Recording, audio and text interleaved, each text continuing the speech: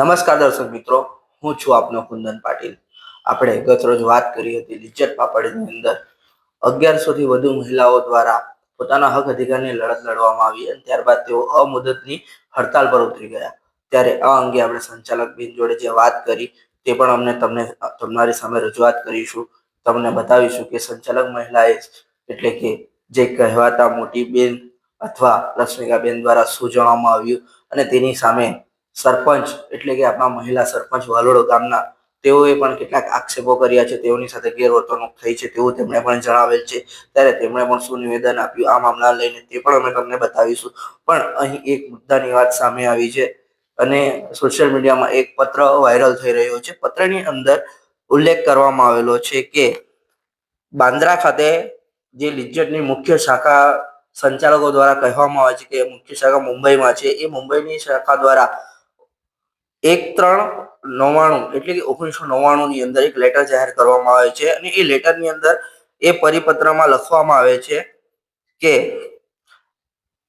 આ પરિપત્ર દ્વારા આપને જણાવવાનું કે આપણી બહાર ગામની બધી શાખાઓ કારભાર જે તે શાખા સંચાલિકા બહેન તથા સભ્ય બહેનો સ્વતંત્ર રીતે ચલાવવાનો છે. એટલે કે જેટલી પણ લિજ્જતની શાખાઓ આવેલી છે એ શાખાઓની અંદર જેને પ્રમુખ પદે નીમવામાં આવેલા છે એ જ મહિલાઓ દ્વારા તે શાખાને સ્વતંત્ર રીતે ચલાવવાની છે. એની અંદર કોઈનો હસ્તક્ષેપ રહેશે નહીં કે કોઈની દખલગીરી રહેશે નહીં. ત્યારે આ પત્રમાં આગળ એ પણ જણાવવામાં આવેલ છે કે મુખ્ય કાર્યાલયની તેમાં કોઈ પણ જવાબદારી રહેશે નહીં. કોઈ પણ શાખાની અંદર કોઈ પણ કાર્ય કરવામાં આવશે એની અંદર તેઓની દખલગીરી તો રહેશે જ નહીં, પણ એની અંદર જે વ્યક્તિને નીમવામાં આવેલા છે પ્રમુખ પદે એ વ્યક્તિ એ બહેન દ્વારા જે નિર્ણય લેવામાં આવશે એની અંદર એમની કોઈ જવાબદારી પણ ના રહેશે. ત્યારબાદ તેઓ અહીં ખાસ જણાવે છે કે ખાસ કરીને આર્થિક જવાબદારી મુખ્ય કાર્યાલયની રહેશે નહીં. એટલે કે જે કપાત પગાર હોઈ શકે કે પછી અનેક પ્રકારના જે આર્થિક એટલે કે પૈસાની બોનસની વાતો થતી હતી કે વધારાની વણાઈની વાત થતી હતી એની અંદર જે પૈસાનો લેવડ દેવડ છે તેની અંદર પણ મુખ્ય કાર્યાલયનો કોઈ ભાગ હિસ્સો રહેતો નથી કે તેઓ અંદર હસ્તક્ષેપ કરી શકે કે અંદર દખલગીરી કરી શકે. ત્યારે અહીં પ્રશ્ન એ થાય છે કે જે આપણા બેન છે, પ્રમુખ છે કે જે સંચાલક છે તેઓ દ્વારા કહેવામાં આવે કે દરેક નિર્ણય મુખ્ય શાખાથી લેવામાં આવે છે. ત્યારે તેમના આ નિર્ણયની આ જવાબની સામે પણ ક્યાંક ને ક્યાંક પ્રશ્ન ઉભો થઈ રહ્યો છે. ત્યારે આગળ આ પત્રમાં લખવામાં આવેલ છે કે નફાની વહેંચણીમાં બહેનો વધુમાં વધુ હિસ્સો મળે તે રીતે કરવા વિનંતી. એટલે કે જે નફો મળે છે બહેનોની માંગ હતી કે નફામાં પણ અમને હિસ્સો જોઈએ, તો આ ઓલરેડી 1999 ની અંદર જ જાહેર કરી દેવામાં આવેલ છે કે બહેનોને ન્યાય મળે, તેઓને વધુમાં વધુ હિસ્સો મળે તે રીતેનું ઓલરેડી લખી દેવામાં આવેલ છે. ત્યારે આ હિસ્સો તો આજ સુધી મળ્યો નથી. એટલે સીધું કહી શકાય કે જે લોટ વણનારી બહેનો છે એમની સાથે અન્યાય થઈ જ રહ્યો છે અને અત્યાર સુધી તેમનું શોષણ જ થયું છે. એટલે ક્યાંક ને ક્યાંક તેઓના આક્ષેપ સાચા છે. ત્યારે આજે 1100 થી વધુ આદિવાસી સમાજની મહિલાઓ અને મુસ્લિમ સમાજની મહિલાઓએ જે મોરચો માંડ્યો છે આ પત્ર સ્પષ્ટ કરે છે કે તેમનો મોરચો સાચો છે.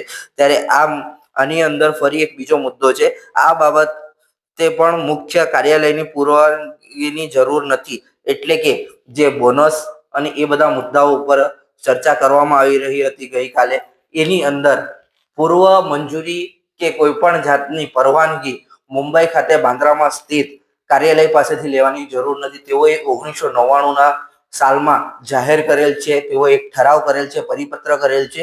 એની અંદર તેઓએ સ્પષ્ટપણે લખ્યું છે. તો આ બહેનો સાથે તેઓનો વાતનો નિર્ણય ન આપનાર આ લોકો કોણ? તેઓની સાથે ધીંગાણું કરનારા આ લોકો કોણ? તેઓની સાથે અન્યાય કરનારા આ લોકો કોણ? જેવા અનેક પ્રશ્નો ઉભા થઈ રહ્યા છે. કેમ કે એક તરફું શાસન ચાલતું હોય અને જે કોઈ શાસન ચલાવનારાઓ છે તેઓએ સીધો અન્યાય કર્યો હોય તે આ પત્ર સાબિત કરી રહ્યું છે. પણ આપણે તેઓએ જે અત્યારે હાલ શાસન કરી રહ્યા છે લિજ્જત પાપડની અંદર તેઓનો જવાબ શું છે તે પણ સાંભળીએ. અને આ અન્યાય પાછળ બહેનોને ન્યાય ક્યારે મળશે તે તો આવનારા સમયમાં જોવું જ રહ્યું. અને આ સમગ્ર મામલો હજુ આગળ વધીને શું સ્વરૂપ ધારણ કરે છે તે પણ જોવું રહ્યું. લક્ષ્મીબેન પરમાર. તમે કેટલા સમયથી લિજ્જત ગૃહ મહિલા ઉદ્યોગના પ્રમુખ તરીકે છો? હા, લગભગ છે તે 50 વર્ષથી. 50 વર્ષથી 51મું ચાલે. જી. આજે કઈક પ્રશ્ન ઉભો થાય છે. કેટલીક મહિલાઓ જે તમારા સભ્ય છે હમ તેઓ કોઈક પ્રશ્નને લઈને આવે છે. તે પ્રશ્ન કયા કયા હતા?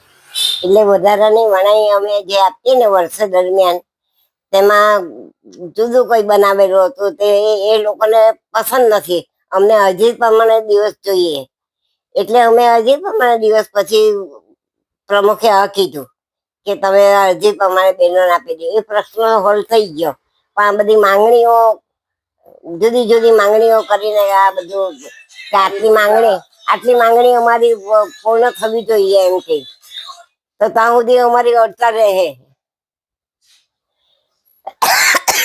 જી, હવે 22 જેટલા અલગ અલગ મુદ્દાઓ પર માંગણી કરવામાં આવેલી છે. એનામાંથી કેટલા મુદ્દા વેલિડ છે? એમાં બે ત્રણ મુદ્દા બરાબર છે, બાકી બીજા નથી બરાબર. જી, હવે આમની માંગણી સંતોષવા માટે આપને સંસ્થા દ્વારા શું કાર્યવાહી કરવામાં આવશે? એ અમારે પ્રમુખને જ પૂછવું પડે ભાઈ, અમારું કઈ ચાલે નહીં. જી, આ કાગળ અમારા પ્રમુખ ને, અમારા બોમ્બે પ્રમુખ સંસ્થા મુંબઈની છે. હા જી, અત્યારે તેઓ હડતાલની ચીમકી ઉચ્ચારી છે અને પ્રમુખ પદે તમારી પણ એ જવાબદારી થાય કે તમે તમારી સંસ્થાના જે સભ્યો હોય એમનો સાથ સહકાર આપો. તમે એમની સાથે સંમત છો હાલ? સંમત તો છે ને, બધા માણસ હાથે સંમત હોય તો જ આ સંસ્થા ચાલે ને ભાઈ.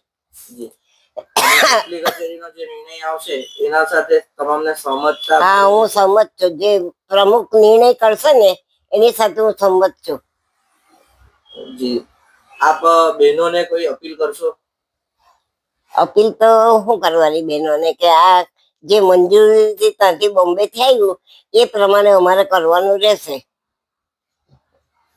રાજકારણીઓની આની અંદર હલચલ જોવા મળી છે, હા, એના માટે શું કહેશો?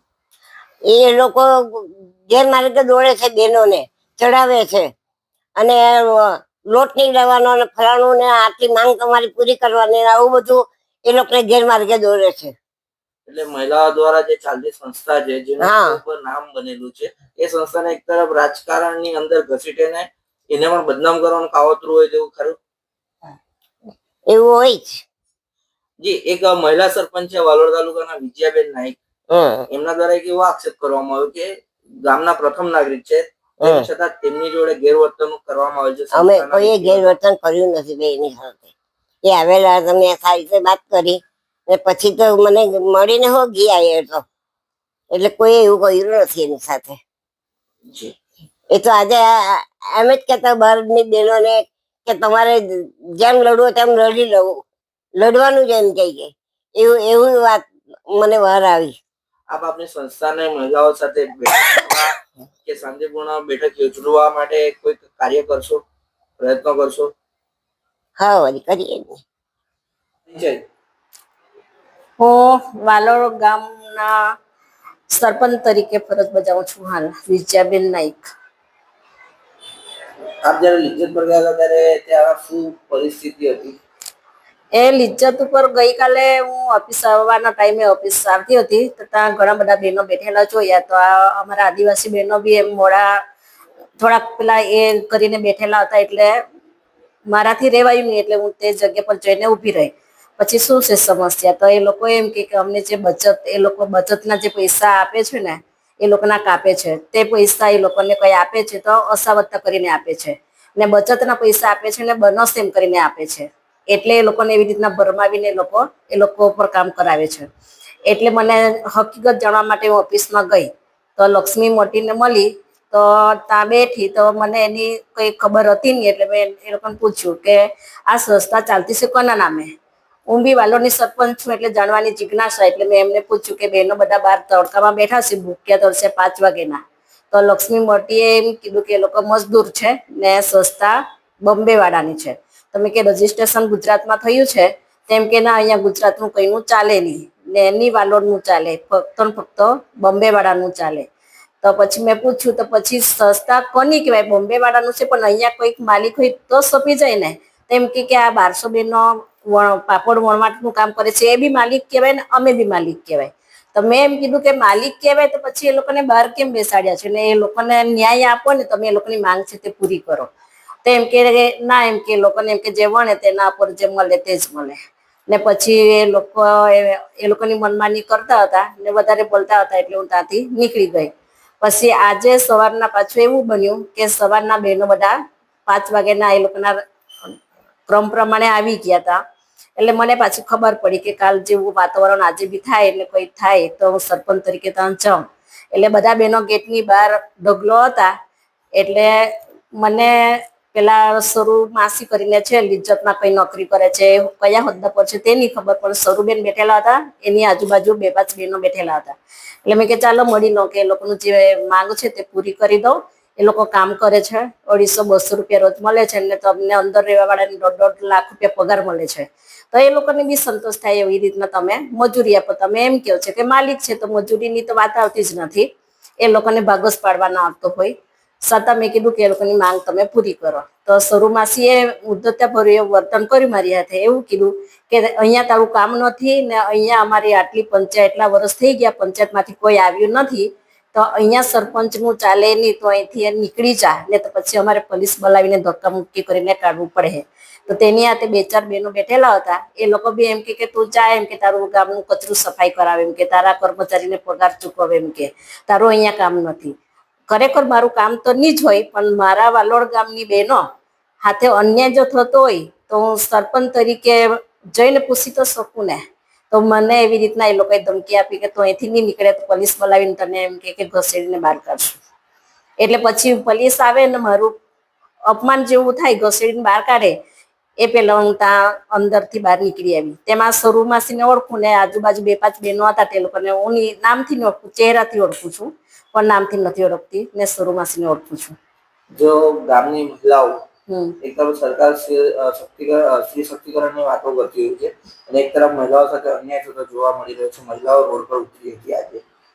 જો એમની માંગણીઓ ન સંતાય તો શું આપ એમની સાથે ખંભે મળે અને ઉભા રહેશો? હા, રહેવું પડે. એક સરપંચના રોવે બી રહેવું પડે ને એક મહિલા તરીકે બી મારે રહેવું પડે. ગામને જે વિજય પાપાની 1200 જેટલી મહિલાઓ છે તેમના માટે આપ શું સંદેશો આપશો? એ લોકોને સંદેશો એવો આપું કે જે એ લોકો પોતે સ્વીકારે છે કે આ 1200 બહેનો બી માલિક છે. તો માલિક છે તો પછી જે એ લોકો કામ કરે છે તેનું રજમદાર તરીકે એ લોકો રોજ આપે છે, જેટલું કામ કરે તેટલો રોજ આપે છે. તો પછી મને હવે એ લોકો લેટર આપણને બતાવતા નથી, પણ એવી ખબર પડી છે કે 70 થી 80 કરોડ રૂપિયાનું એ લોકોને ટર્નઓવર થાય છે. તો તેમાંથી બહેનોને બોનસ જે મળતું હોય તે આપવું જોઈએ. ને જે એ લોકો બોનસ પેટે જે આપે છે તો એ લોકોનો કપાત છે તે આપે છે, કપાત આપે છે. એ લોકોની વાત પરથી જ મને આવી ખબર પડી છે કે એ લોકો કપાત છે લઈ છે, રોજના 50 રૂપિયા કે 70 રૂપિયા કાપે છે. એમાંથી જે લોકો કઈને 10,000 આપે, 15 આપે, 25,000 સુધી આપે છે, એવી વાત મળી. તો બોનસ ક્યાંથી આવી? પછી બોનસ તો એ લોકોને 70-80,000 કરોડ જે ટર્નઓવર થાય છે એમાંથી આપે તે બોનસ કહેવાય ને. તો બહેનોને મારી એ જ વાત હવે કહેવાની છે કે તમે જો કામ કરો છો ને માલિક છો તો તમે સરખો હિસ્સો લો. એટલે ક્યાંક ને ક્યાંક મહિલાઓ સાથે અન્યાય થઈ રહેલો છે. કોના દ્વારા? આ સંસ્થા દ્વારા. સંસ્થાનું નામ? મહિલા ગૃહ ઉદ્યોગ લિજ્જત પાપડ. ને તેના સંચાલકા છે લક્ષ્મીબેન, ને બીજા સરુ માસી, ને બીજા બધા છે ઘણા બધા. તો હું કાલે તે સ્થળ પર જઈને ઉભેલી હતી તો એક શૈલાબેન કરીને છે તે બહાર નીકળ્યા. તો જે અમારા આદિવાસી બહેનો બેઠેલા હતા એ લોકોને એમ કે બેસી રહો, હવે તમને કોઈ લોટ મળે નહીં. તો અમારા આદિવાસી બહેનો બધા નીચે મોઢું કરીને બેસી રહ્યા. મેં કે કેમ તમે એવી રીતના બેસી રહ્યા? તો એમ કે એ લોકો એમ કે ઊંચા સ્થાન પર ને અમારાથી ઊંચા કર્મચારી એટલે અમારાથી નહીં બોલાય. પછી પાછા હજુ એક બેન નીકળ્યા, તે અહીંયા કુંભારવાડમાં રહે છે, તેનું નામ મને કોઈ ખબર નથી, પણ મેં કોઈને પૂછ્યું કે આ ગયા બેન તમને બોલતા હતા એનું નામ શું? તેમ કે નીતાબેન નામ છે. તો એવી રીતના મહિલાઓ તમે બધા સરખા છે, માલિક છે, તો કેમ આ લોકો ગરીબ મહિલાને લડે ને? કેમ ગરીબ મહિલાઓ સહન કરે? આ અન્યાય નથી તો શું છે?